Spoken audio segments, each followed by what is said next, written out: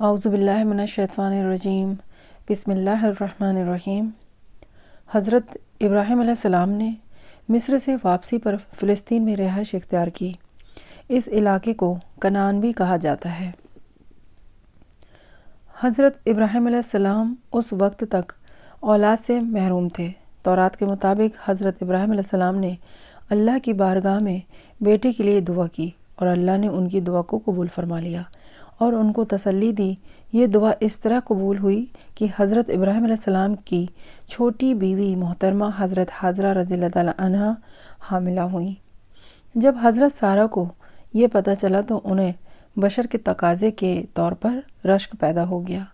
اس صورتحال سے مجبور ہو کر حضرت حاجرہ علیہ السلام ان کے پاس چلی گئیں۔ تورات کے مطابق ان کا گزر ایک ایسی جگہ پر ہوا جہاں ایک کنواں تھا۔ اس جگہ وہ فرشتے سے ہم کلام ہوئی اور کنویں کا نام زندہ نظر آنے والا کنواں رکھا۔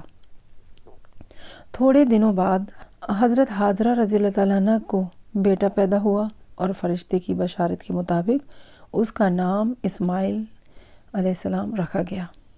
حضرت اسماعیل علیہ السلام کی پیدائش کی حالات بخاری شریف میں حضرت عبداللہ بن عباس رضی اللہ تعالیٰ عنہ سے نقل کی گئی روایت میں اس طرح بیان ہوئے ہیں۔ ابراہیم علیہ السلام اور حاجرہ رضی اللہ تعالیٰ عنہ اور دودھ پیتے ہوئے بچے اسماعیل علیہ السلام کو لے کر چلے اور جہاں آج کعبہ ہے اس جگہ ایک بڑے پیڑ کے نیچے زمزم کی موجودہ جگہ سے اوپری حصے پر ان کو چھوڑ گئے۔ وہ جگہ ویران اور غیر آباد تھی اور پانی کا نام و نشان نہ تھا، اس لیے ابراہیم علیہ السلام نے ایک مشک پانی اور ایک تھیلی کھجور بھی ان کے پاس چھوڑ دی اور پھر منہ پھیر کر روانہ ہو گئے۔ حاجرہ علیہ السلام ان کے پیچھے پیچھے یہ کہتے ہوئے چلی، اے ابراہیم، تم ہم کو ایسی گھاٹی میں کہاں چھوڑ چل دیے جہاں نہ آدمی ہے اور نہ بچہ، نہ کوئی غموار۔ حاجرہ علیہ السلام برابر یہ کہتی جاتی تھی مگر ابراہیم علیہ السلام خاموش چلے جا رہے تھے۔ آخر حاجرہ علیہ السلام نے معلوم کیا کہ کیا اللہ نے تم کو یہ حکم دیا ہے؟ تب حضرت ابراہیم علیہ السلام نے فرمایا، ہاں، اللہ کے حکم سے ہے۔ حاجرہ علیہ السلام نے جب یہ سنا تو کہنے لگی، اگر یہ اللہ کا حکم ہے تو بے شک وہ ہم کو ضائع اور برباد نہیں کرے گا، اور پھر واپس لوٹ آئیں۔ ابراہیم علیہ السلام چلتے چلتے جب ایک ٹیلے پر ایسی جگہ پہنچے کہ ان کے گھر والوں کی نگاہ سے ہٹے تو اس وادی کی طرف جہاں آج کعبہ ہے رخ کیا اور ہاتھ اٹھا کر یہ دعا مانگی، جس کا ترجمہ اس طرح ہے، اے ہم سب کے پروردگار، تو دیکھ رہا ہے کہ ایک ایسے میدان میں جہاں کھیتی کا نام و نشان نہیں، میں نے اپنی کچھ اولاد تیرے محترم گھر کے پاس لا کر بسائی ہے کہ وہ نماز قائم رکھیں تاکہ یہ محترم پر ایک خدا کی عبادت کرنے والوں سے خالی نہ رہے۔ پس تو اپنے فضل و کرم سے ایسا کر کہ لوگوں کے دل ان کی طرف مائل ہو جائیں اور وہ ان کے لیے زمین کی پیداوار سے رزق کا سامان مہیا کر دے تاکہ تیرے شکر گزار ہوں۔ اب بی بی حاجرہ علیہ السلام اور اسماعیل علیہ السلام اس تپتے صحرا میں تنہا رہ گئے۔ بی بی حاجرہ علیہ السلام کے پاس جو پانی اور کھجوریں کھاتی تھی وہ سب ختم ہو گئی۔ پانی نہ ملنے کی وجہ سے ان کی چھاتی کا دودھ بھی سوکھ گیا۔ تو بی بی حاجرہ علیہ السلام نے بچے کو ایک کھجور کی جھاڑ کے چھاؤں میں لٹا دیا اور سامنے دو پہاڑیاں تھیں جسے آج صفا اور مروہ کے نام سے جانا جاتا ہے، اس پہاڑی پر چڑھ گئیں کہ دیکھیں شاید کوئی قافلہ یا کوئی انسان دکھ جائے تو کم سے کم اس سے پانی تو مانگ لیں، جسم میں پانی تو جائے تاکہ بچے کے لیے دودھ بن جائے اور بچے کا بھوک مٹا سکے۔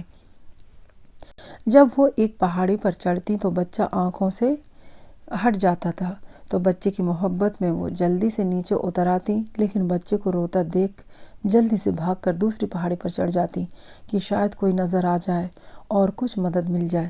اس طرح آپ نے ان دونوں پہاڑی کے ساتھ چکر لگائے، کبھی پہاڑی چڑھتی اور کبھی اولاد کی محبت سے نیچے اتر آتی۔ اللہ تعالیٰ کو بی بی حاجرہ علیہ السلام کی یہ اپنی اولاد کے لیے مشقت اتنی پسند آئی کہ اللہ تعالیٰ نے ہر مسلمان مرد اور عورت پر جو بھی مکہ شریف میں حج یا عمرہ کے لیے جاتے ہیں ان کے لیے صفا مروہ کی دونوں پہاڑیوں کے 7 چکر لگانا فرض کر دیا، اور یہ بھی حج اور عمرہ کے ارکانوں میں شامل ہے۔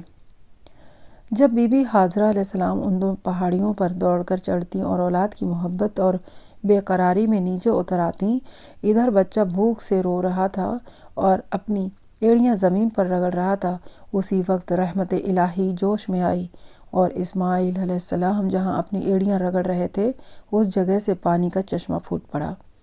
جب بی بی حاضرہ علیہ السلام نے پانی دیکھا تو دوڑ کر اپنے بچے کے پاس پہنچی اور اس پانی کو جو بہہ رہا تھا روکنے کے لیے اس کو چاروں طرف ریت کی دیوار بنا دی اور کہتی جاتی تھی زمزم، یعنی رک جا، ٹھہر جا، اس لیے اس پانی کا نام آب زمزم پڑ گیا۔ اسی دوران بنی جرہم کا ایک قبیلہ اس وادی کے قریب آ ٹھہرا۔ دیکھا تو تھوڑے سے فاصلے پر پرندے اڑ رہے ہیں۔ جرہم نے کہا یہ پانی کی نشانی ہے، یہاں ضرور پانی موجود ہے۔ جرہم نے بھی قیام کی اجازت مانگی۔ حاضرہ علیہ السلام نے فرمایا قیام کر سکتے ہو، لیکن پانی میں ملکیت کی حصے دار نہیں ہو سکتے۔ جرہم نے یہ بات خوشی سے منظور کر لی اور وہیں مقیم ہو گئے۔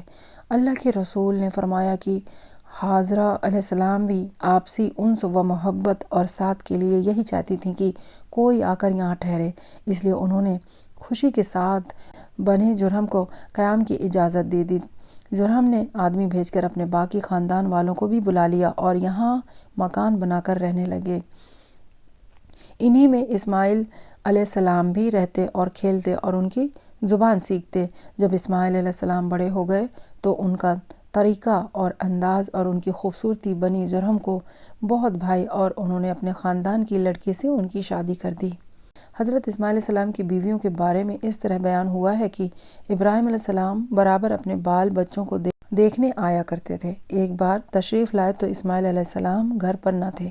ان کی بیوی سے معلوم کیا تو انہوں نے جواب دیا کہ رزق کی کھوج میں باہر گئے ہیں۔ ابراہیم علیہ السلام نے معلوم کیا گزر بسر کی کیا حالات ہیں۔ وہ کہنے لگیں سخت مصیبت اور پریشانی میں ہیں اور بڑے دکھ اور تکلیف میں۔ ابراہیم علیہ السلام نے یہ سن کر فرمایا اسماعیل سے میرا سلام کہہ دینا اور کہنا کہ اپنے دروازے کی چوکھٹ تبدیل کر دو۔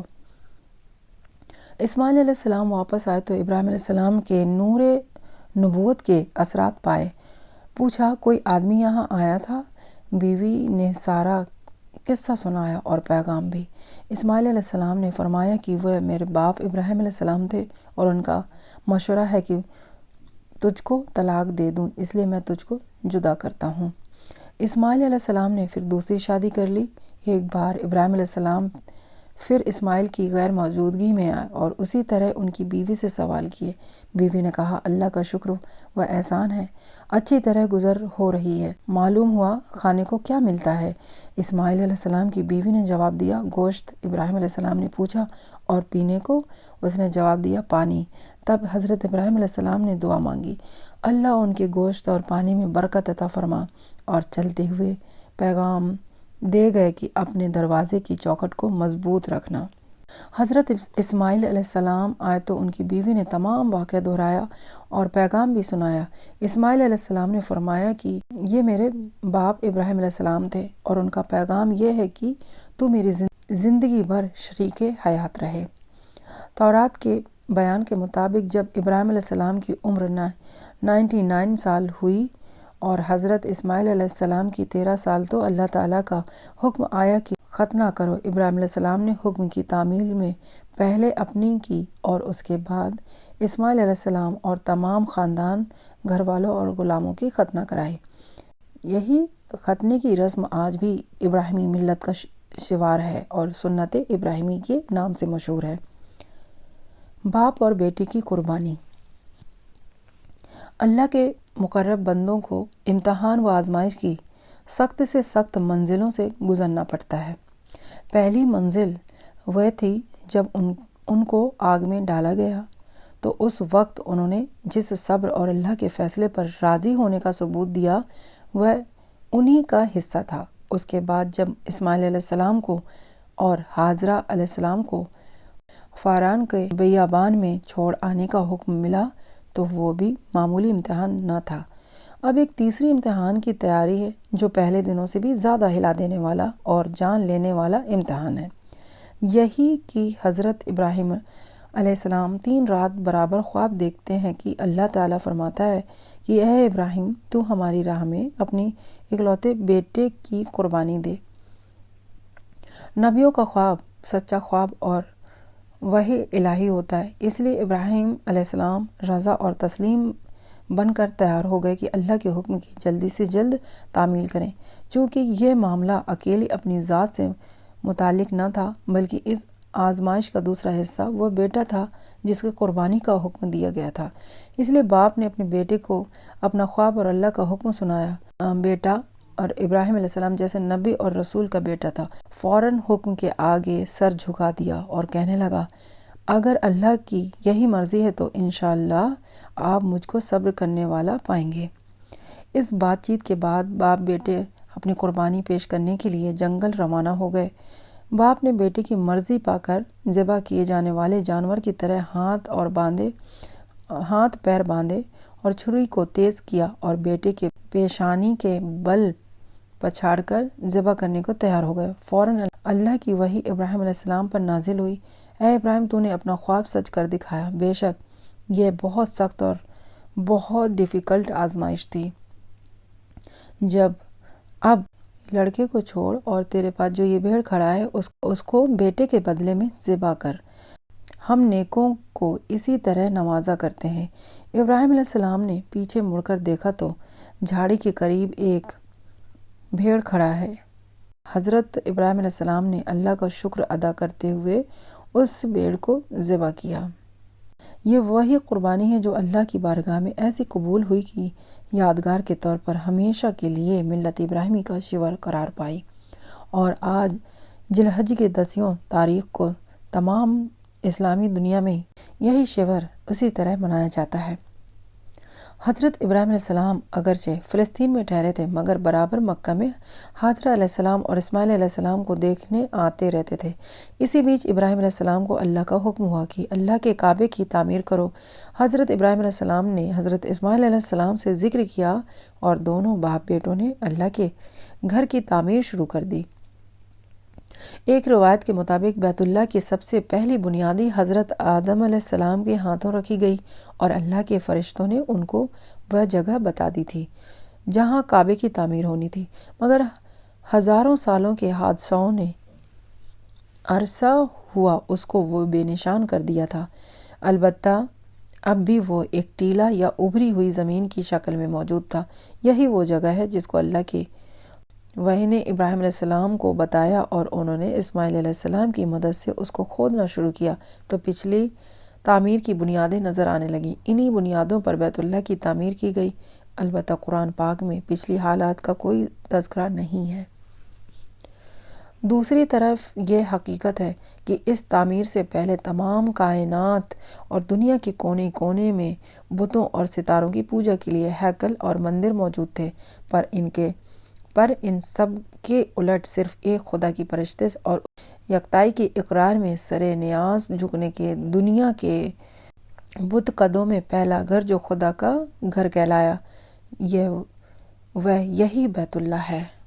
ترجمہ اس طرح ہے، بے شک سب سے پہلا یہ گھر جو لوگوں کے لیے اللہ کی یاد کے لیے بنایا گیا، البتہ وہ ہے جو مکہ میں ہے، اور وہ ہے سر سے پیر تک برکت اور دنیا والوں کے لیے ہدایتوں کا سرچشمہ۔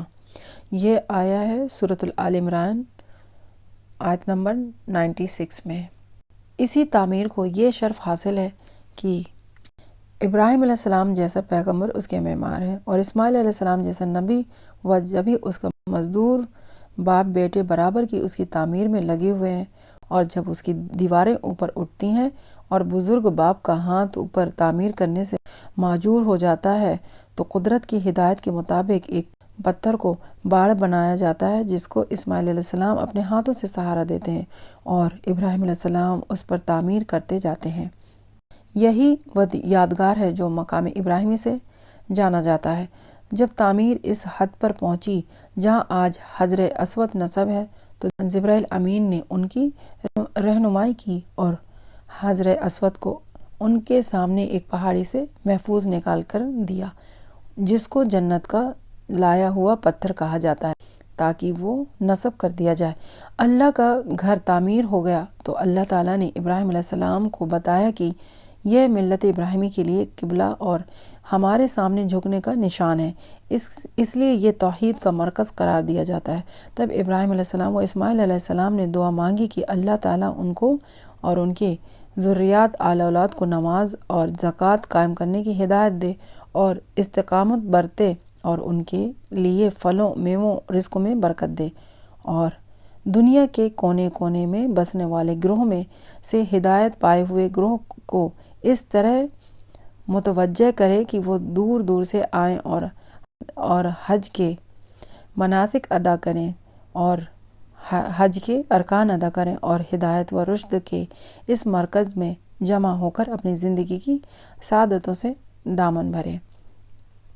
قرآن مجید نے بیت اللہ کی تعمیر کے وقت ابراہیم علیہ السلام اور اسماعیل علیہ السلام کی مناجات، نماز قائم کرنے اور حج کی رسموں کو ادا کرنے کے لیے شوق و تمنا کے اظہار اور بیت اللہ کی توحید کا مرکز ہونے کے اعلان کا جگہ جگہ ذکر کیا، اور نئے نئے اصولوں اور طرز ادا سے اس کی عظمت اور ضلالت و جبروت کو سورہ آل عمران آیت نمبر 79، سورۃ البقرہ آیت نمبر 125 اینڈ 129 اور سورۃ الحج آیت نمبر 26 اینڈ آیت نمبر 33، آیت نمبر 36 اور آیت نمبر 37 میں واضح فرمایا گیا ہے۔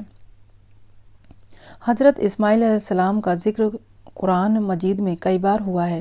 سورہ مریم میں ان کے نام کے ساتھ ان کے اوصاف جمیلہ کا بھی ذکر کیا گیا ہے، جس کا ترجمہ اس طرح ہے: اور یاد کر کتاب میں اسماعیل کا ذکر تھا، وہ وعدے کا سچا تھا اور تھا نبی، اور حکم کرتا تھا اپنے حال کو نماز کا اور زکوٰۃ کا، اور تھا اپنے پروردگار کے نزدیک پسندیدہ۔ حضرت اسماعیل علیہ السلام کی عمر 136 سال کی ہوئی تو ان کا انتقال ہو گیا۔ تاریخی روایت کے مطابق حضرت اسماعیل علیہ السلام کی وفات فلسطین میں ہوئی اور فلسطین ہی میں ان کی قبر مبارک بنی۔ عرب تاریخ کے ماہروں کے مطابق اور ان کی والدہ حاجرہ علیہ السلام بیت اللہ کے قریب حرم کے اندر دفن ہیں۔ واللہ معلم۔